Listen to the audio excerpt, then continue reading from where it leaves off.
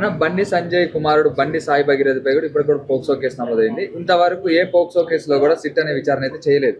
ఎందుకు రేవంత్ రెడ్డి సిట్ అనే విచారణ చేసి ఇది ఇంకా పొడిగిస్తున్నట్టు చేస్తున్నట్టు చెప్పారు. అసలు సిట్ వేసిండ్రా ఎవరు చెప్పారు మీకు? చెప్పారు సిట్ వేసిండ్రా? There should be a confusion. అది సిట్ కాదు, ఒక స్పెషల్ అధికారి తోటి సూపర్వైజ్ చేపిస్తుండు జరుగుతున్నటువంటి కేసుని పారదర్శకంగా జరగాలి, వేగవంతంగా జరగాలని చెప్పి. సిట్ అని అంటే ఒక జీవో దాని ద్వారా ఇవ్వాల్సి వస్తుంది. అదొక మెమో ద్వారా ఒక అధికారికి ఇచ్చినటువంటి అధికారం, అంతే తప్ప ఇక్కడ సిట్ అనేటటువంటి లేదు. నేను ఇందాక కూడా అన్ని మీడియా ముఖంగా కూడా నేను చెప్పిన. ఇక్కడ విషయం ఏంటిది అని అంటే, ఒక అబద్ధాన్ని సామాజిక మాధ్యమాలల్లో ఏదో ఆలస్యత్వమో, లేకపోతే మనం ఏదో ఆలస్యం చేస్తున్నామో, లేకపోతే మనం ఏదో హెల్ప్ చేయదలుచుకున్నామో. అసలు ఎఫ్ఐఆర్ ఏ రోజు అయింది? మనం గిట్ట అట్లా నిజంగా చేసేటోళ్ళం అయితే కేంద్ర మంత్రి కొడుకు కాబట్టి ఏవేవైనా కథలు వాడు కూడా ఎఫ్ఐఆర్ కూడా చేయకుండా కూడా చేయొచ్చు. రేవంత్ రెడ్డి గారి నాయకత్వము మరీ ముఖ్యంగా ముఖ్యమంత్రి వర్యులు రేవంత్ రెడ్డి గారు సంధ్యా థియేటర్ ఘటనలే మనం ఆయన యొక్క నాయకత్వం ఎట్లుంటుందో మనం చూసినాం.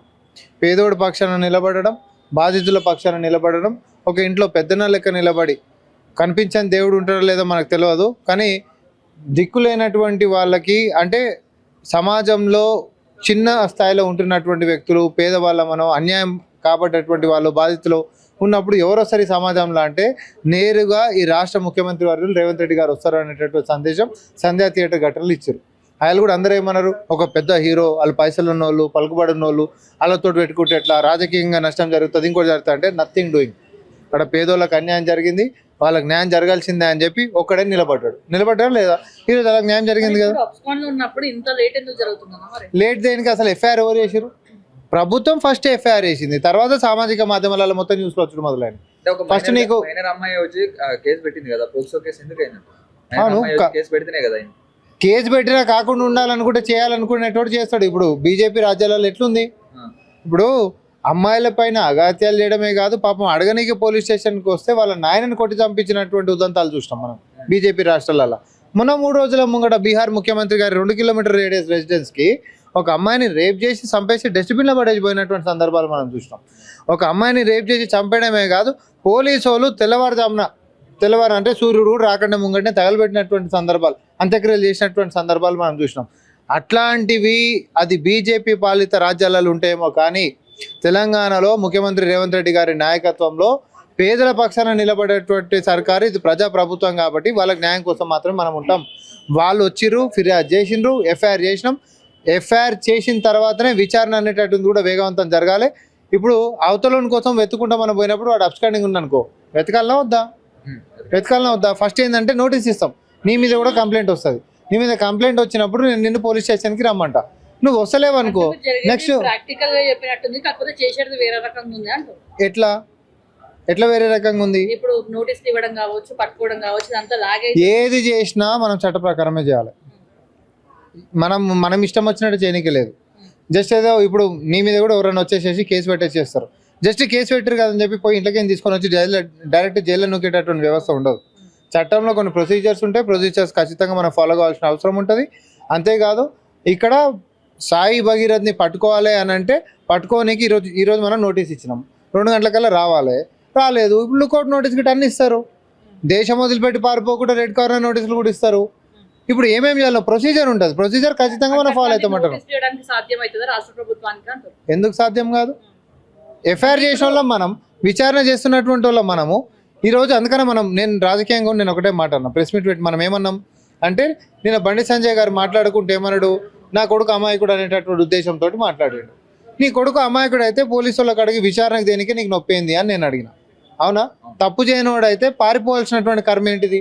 తప్పు చేయనోడైతే బరాబర్ ఉండి డాడీ నేను తప్పు చేయలేదు, మనం తప్పు చేయనప్పుడు దేన్ని ఎదుర్కొంటా అని చెప్పి జనాల ముందుకి మీడియా ముందుకు రావచ్చు కదా. నువ్వు పారిపోతున్నావు అని అంటే, కనిపించకుండా పోతున్నావు అంటే నువ్వు తప్పు చేసినట్టే సమాజంలో పోతుంది. నీకు నిజంగా చిత్తశుద్ధి ఉంటే బండి సంజయ్ గారు నైతికంగా కూడా మీరు బాధ్యత తీసుకొని కేంద్ర సహాయ మంత్రిత్వ శాఖకి మీరు రాజీనామా చేయండి అని చెప్పి మనం డిమాండ్ చేసినాం. నువ్వు రాజీనామా చేయి, మొత్తం పారదర్శకంగా విచారణ అయిపోయిన తర్వాత ప్రజలు నీకు మళ్ళీ పట్టం కడతారు. తప్పు లేకపోతే నువ్వు నిజంగానే నిరపరాధివే అనుకుందాం, నీ అమాయకుడికి నీకేం తెలియదు అనుకుందాం, తప్పుడు కేసే అనుకుందాం, జరిసేపు విచారణ తేలుతుంది కదా ఏందేమవుతుందో. విచారణను ఎదుర్కోనికే నీకు భయం ఏంది? ఎందుకు పారిపోతుండని అంటున్నాం మనం. అంటే ఇది కూడా ఒక హనీ ట్రాప్ లాగా అని చెప్తున్నారు. ఒక 5 కోట్ల దాకా కూడా డిమాండ్ చేసింది, ఇవ్వకపోయేసరికి కూడా ఇట్లా మైనర్ గా అయింది, ఆ పోక్సో కేసు కూడా అప్లై చేసిందని చెప్పి కేసు పెట్టిందని చెప్పి అంటున్నారు. ఇప్పుడు ఏదన్నా వాళ్ళ హనీ ట్రాప్ అయిందా, లేకపోతే ఈ అబ్బాయి వాళ్ళతో తిరిగిండా, తర్వాత అమ్మాయి చెప్పినటువంటి ఆరోపణలు నిజమా, లేకపోతే కుటుంబ సభ్యులు కలిసి కూర్చున్నాక కూడా ఇది బెడిసి కొట్టిందా, ఇవన్నీ మీడియాలలో చాలా కథనాలు మనం వింటుంటాం. మనం మీడియాలో ఎన్ని కథనాలు విన్నా వాస్తవికంగా ఆడ జరుగుతున్నటువంటిది కేసుకు సంబంధించినటువంటి ఆధారాలు అనేటటువంటివి ఏవైతే పరిగణనలోకి తీసుకుంటామో దాన్ని బట్టే కేసు అవుతుంటుంది తప్ప మనం ఊహించుకున్నట్టు మనం మాట్లాడుకుంటున్నట్టు సాగవు. అవునా? సో అమ్మాయికి సంబంధించినటువంటి వ్యవహారంలో ఆ పిల్లకి నిజంగానే అన్యాయం జరిగింది అని అంటే న్యాయం చేసే బాధ్యత ప్రభుత్వాందే ఉంటుంది. ఎందుకంటే చట్టం తన పని తాను చేసుకుంటూ పోతుంది. ఒక సామాన్యుడికి ఒకలాగా జరుగుతుంది న్యాయం, ఒక అధికారం ఉన్న వాళ్ళకి ఒకలాగా జరుగుతుందని చెప్పి కూడా అంటున్నాడు. అంటే ఇంతవరకు కూడా పట్టుకోకుండా జైల్లో పెట్టకుండా, అంటే శిక్షకి తీసుకుపోకుండా కోర్టుకు తీసుకోకుండా ఉండడం వల్ల అక్కడ అధికారంలో ఉన్న వాళ్ళకి ఒకలాగా చేస్తున్నారని చెప్పి కూడా అంటున్నారు. సామాన్యుడికి ఒక న్యాయం, ఉన్నోడికి ఒక న్యాయం అని. ఏ సామాన్యుడికి ఒక న్యాయం చేసినాం, ఏ ఉన్నోడికి ఒక న్యాయం చేసినాం? మన 2.5 సంవత్సరాలు ఒకటి చెప్పండి, ఒకే చెప్పండి. మన 2.5 సంవత్సరాలు ఇంతకుముందు ఫన్ బకెట్ బార్కో కూడా పోక్సో కేసు నమోదైనప్పుడు 24 గంటల్లోనే ఆయనకి జైలు శిక్ష విధించడం, లేకపోతే కోర్టుకు తీసుకుపోవడం జరిగింది. ఇది వచ్చి దాదాపు 4 రోజులు అవుతున్నా కానీ ఇంతవరకు ఎలాంటి అవునబ్బా, నువ్వు అబ్స్కాండింగ్ లో ఉన్నావు, నేను ఎత్తుకుంటా పోలీసు వాళ్ళు ఉన్నారు, నువ్వు ఈరోజు నోటీస్ కూడా ఇచ్చిండ్రు. ఎంతసేపట్లో ఒక వ్యక్తిని పట్టుకోవచ్చు. ఫోన్ ట్యాపింగ్ జరిగినప్పుడు మీకు గుర్తుందా? ప్రభాకర్ రావు దేశం వదిలిపెట్టి పారిపోయిండు. ఎన్ని రోజులకు దొరికిండు? ఏడాది తర్వాత దొరికిండు. దేశ సరిహద్దులు దాటిపోయినాక ఆ యొక్క పరిధి రాష్ట్ర ప్రభుత్వానికి ఉంటుందా? అసలు బండి సాయి భగీరథ్ అనేటటువంటి వ్యక్తి అసలు రాష్ట్రం నుండా దేశాన్ని ఆల్రెడీ దాటించేసిరా ఏందనేటటువంటి విచారణ కదా మనకు తేలాల్సినటువంటిది. ఒత్తిడి ఉందా ఈ కేసుకి సంబంధించి? అంటే నార్మల్ గా మన బస్తీలో కావచ్చు, ఇంకేమైనా సమస్యలు ఉంటే కార్పొరేటర్ కు ఎమ్మెల్యేకి మనం ఫోన్ చేసి ఇట్లా ఉంది పోలీసులకు మేనేజ్ చేయండి అని మనం చెప్తారు. ఇది సెంట్రల్ మినిస్టర్ కి సంబంధించిన అక్కడ నుంచి మనం వచ్చిందా అంటారా? ఇప్పుడు మనం ఒకటైతే మనం అర్థం చేసుకోవచ్చు, ఎవరు ఎంత అవునన్నా కాదన్నా ఒక కేంద్ర సహాయ మంత్రి కొడుకు, అవునా? తండ్రి ప్రీతి ఎప్పుడైనా ఉంటుంది కొడుకు మీద. వాడు తప్పించుకున్నాడు, ఎవరికి కనిపిస్తలేడు, నాయనకు తెలవకుండానే ఉంటుంది అని చెప్పి అని అనుకుంటామా? ఆయన బయటకు వచ్చి ఎంత నిజాయితీగా మాట్లాడినప్పటికీ నాయనకు తెలవకుండానే ఎన్నో దాచుకున్నాను అనుకుంటామా? నేను అందుకని ఈరోజు అన్న, మీకు నిజంగా చిత్తశుద్ధి ఉంటే మీ కొడుకును పోలీసు వాళ్ళ విచారణకి సహకరించమని చెప్పండి అని అన్నాం. లేదు అని అంటే నువ్వు రాజీనామా చేయని అన్నా. ఇప్పుడు నువ్వు కేంద్ర సహాయ మంత్రి,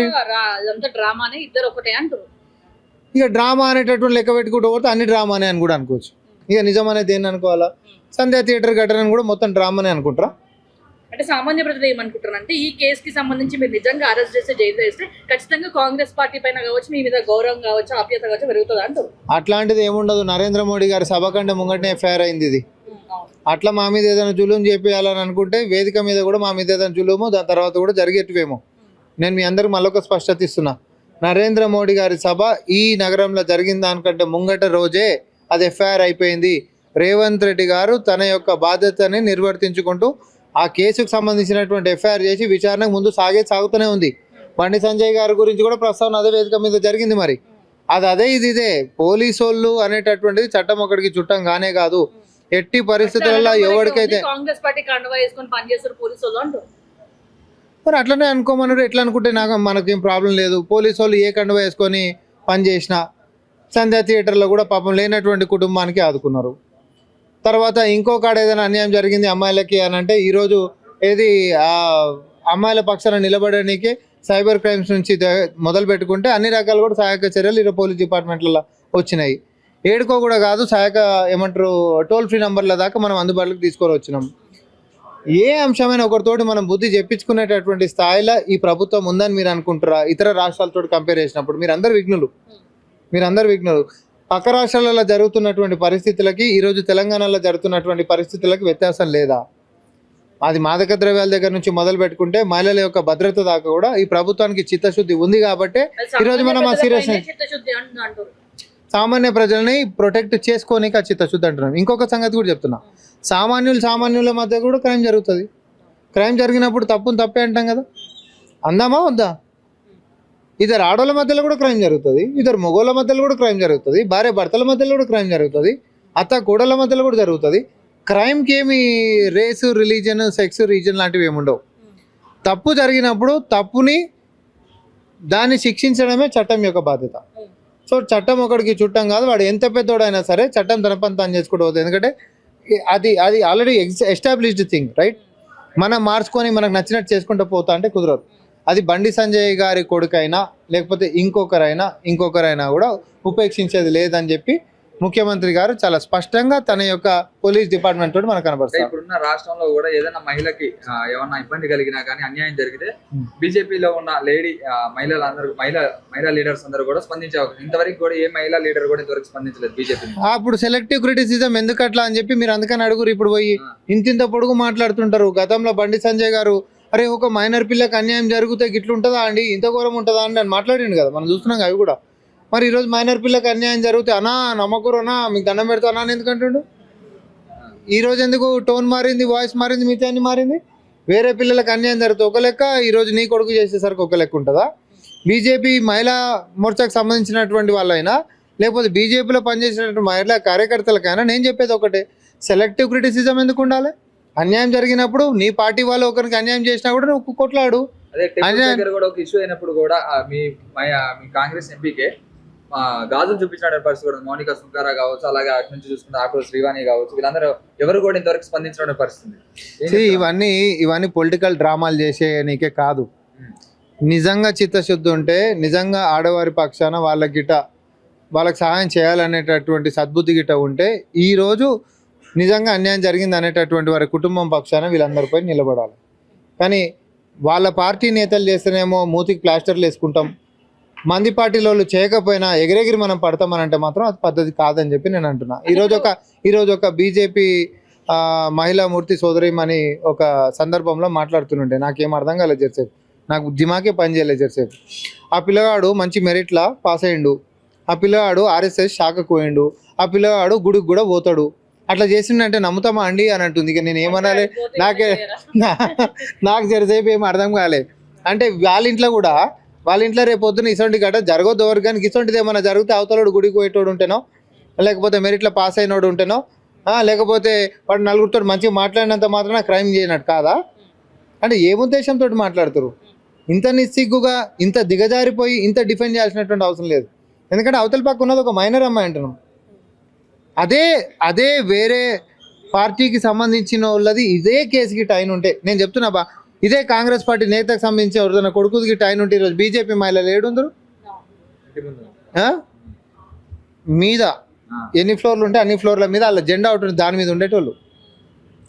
తర్వాత పెద్ద పెద్ద పదాలు ఉండేటివి, ఇక రుద్రకాళి, భద్రకాళి, లేకపోతే ఇంకో మాత, దుర్గామాత, మనం అందరం మాతలం అయిపోయి రేపు పొద్దున పోయి వాళ్ళ మీద చూసుకుందాం, వాళ్ళ ఇంటి మీద దాడి చేద్దాం అనేది కడదాకుండు. ఈ రోజు ఎక్కడ పోయిండ్రు అనేది ప్రతి ఒక్కరు అడిగే ప్రశ్న. కాంగ్రెస్ పార్టీకి సాధ్యమవుతుందా బండి సంజయ్ కొడుకుని అరెస్ట్ చేయడం, జైల్లో వేయడం? 100% అవుతుంది, 1,00,000% అవుతుంది. సెక్షన్స్ ఇంకా మజబూత్ చేసిండ్రు మీకు. కాదు ఒక నిమిషం సెక్షన్స్ ఇంకా గట్టిగా అయినాయి. ఇప్పుడు మన ఎఫ్ఐఆర్ సెక్షన్స్ కి ఇప్పుడు ఇంకా గట్టిగా అయినాయి. తప్పించుకునేటటువంటి పరిస్థితుల లెక్క ఉంటే నీరు గారేటటువంటి విషయం లేకపోయేటటువంటి అంశం కాదు ఇది. విచారణ చేద్దాం, విచారణలో ఏది నిజం ఉంటే అది చేసుకుందాం, అంతే తప్ప మీరు పారిపోకుండా లేకపోతే మేము కేంద్ర మంత్రులం కాబట్టి మా కొడుకులకు మినహాయింపు ఇవ్వాలంటే కుదరదు. 100% తప్పుదోవ అనేటటువంటిది పడకుండా ఉండనీకే మనం ఈ రోజు దీని మీద ఒత్తిడితో ఉండనీకి కూడా ఇంకొక ఉన్నతాధికారిని కూడా నియమించుకున్నాం. తప్పు చేసినటువంటి ఎవరు కూడా కేసు నుంచి తప్పించుకోలేరు, అది కేంద్ర మంత్రి కొడుకైనా లేకపోతే ఇంకొవరైనా కూడా. కానీ కేంద్ర మంత్రి గారికి నిజంగానే చిత్తశుద్ధి ఉంటే మీ కొడుకు చేసినటువంటి తప్పు కాదని, తప్పు చేయలేదని గిట్ట మీరు నమ్మితే పోలీసుల యొక్క విచారణకి సహకరించనికే ఆయన పోలీసుల యొక్క విచారణకు పంపాలి, దాచిపెట్టొద్దు. సో జనాల ముందుకు, మీడియా ముందుకు పంపిరు, ఏమి ఇబ్బంది ఏం లేదు. తప్పు చేయనప్పుడు భయం ఉండదు కాబట్టి. కానీ మీరు నైతికత గురించి, విలువల గురించి ఇట్లాంటి నేపథ్యంలో మాట్లాడేటటువంటి అంశమే గిట్ట అయితే మీరు నైతికంగా మొదట రాజీనామా చేయండి. రాజీనామా చేసిన తర్వాత ఎక్కడికక్కడ పాలకు పాలు, నీళ్ళకి నీళ్ళు అయిపోయిన తర్వాత మీ సైడ్ తప్పే గిట్ట లేదనుకోండి, ప్రజలే మళ్ళీ మీకు పట్టం కడతారు. ఫైనల్ గా నిన్నటి వరకేమో అమ్మాయి 18 years బిలో మైనర్ అమ్మాయి అని అంటే ఈ రోజు నుంచేమో మేజర్ అమ్మాయి అని చెప్పేసి కొత్త రకంగా వార్తలు వస్తాయి. మీకు సంబంధించిన పూర్తి సమాచారం ఏమైనా? అంటే అక్కడ మీ ఎఫ్ఐఆర్ అయినప్పటికీ తర్వాత క్రైమ్ జరిగినటువంటి డేట్ అప్పటికి ఆమె ఏజ్ ఎంత అనేటటువంటి లెక్కలకు వస్తుంది. ఎందుకంటే ఇప్పుడు ఒక 3 రోజుల ముందు దాకా మైనర్ ఉండి ఈ రోజు మేజర్ కావచ్చు, కేసు పెండింగ్ ఉంటున్నప్పుడు కూడా మేజర్ అయ్యేటటువంటి అంశాలు ఉంటాయి, అవునా? దాని మీనింగ్ ఈరోజు పెద్దగా అయ్యారు కాబట్టి ఇక కేసు ఉండదు అనేటటువంటి అంశాలు అట్లుండవు. ప్లేస్ ఆఫ్ ఇన్సిడెంట్ తర్వాత టైమ్ ఆఫ్ దట్ ఈవెంట్ అనేటటువంటి లెక్కలకు వస్తాయి. ఈ రోజు ఆమె వయసు ఎంత మనకేం ఆన్ డాక్యుమెంట్స్ మనం చూస్తే తప్ప మనం చెప్పలేం. ఒకవేళ మేజర్ అయినప్పుడు కూడా జరిగినటువంటి ఘటన అప్పుడు తను మైనర్ అనుకోండి, మైనర్ కిందకే పరిగణనలోకి తీసుకొని ఆ కేసు ముందుకు పోతుంది. కానీ దానికి సంబంధించినటువంటి ఆధారాలతో కూడినటువంటిది భవిష్యత్ విచారణ తెలుసు. అలా సివి ఆనంద్ పైన ప్రతి ఒక్కరికి మంచి ఒపీనియన్ ఉంది, పెద్ద ఆఫీసర్ అని చెప్పేసి ఆయన దీనిపైన సీరియస్నెస్ ఉన్నారా లేదా అని చెప్పేసి కూడా అడుగుతున్నారు. నువ్వే అంటున్నావు ఆయన మీద అందరికీ మంచి అభిప్రాయం ఉందని. మంచి అభిప్రాయం ఎందుకు ఉంది? ఏ అంశాన్ని అయినా కూడా ప్రజల కోసము, కష్టాలలో ఉంటున్నటువంటి వాళ్ళ కోసము, బాధితుల కోసం నిలబడతాడు కాబట్టి ఆ పేరు ఉంది ఆయనకి. కాబట్టి ఈ రోజు కూడా బాధితుల పక్షాన్నే ఉంటాడు, అది ఎవరైనా కావచ్చు.